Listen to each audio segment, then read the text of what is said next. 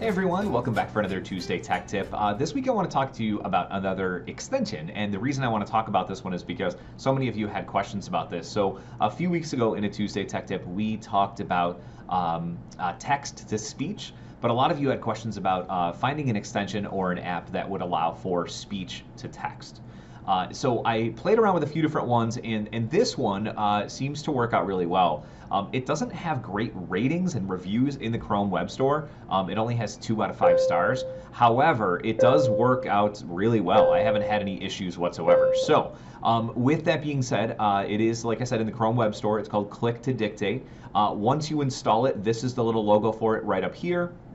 The great thing about this one is that it will work inside of all the Google products, right? So it works in Google Docs and it works in Google Slides, whereas a few of the other ones that we tried out, they did not work in the Google products. So once you're inside of a Google Doc, which you can see here, the logo for it goes right up here in the top right-hand corner. If the student clicks on that, it immediately picks up your microphone and then it puts the words directly inside of your document.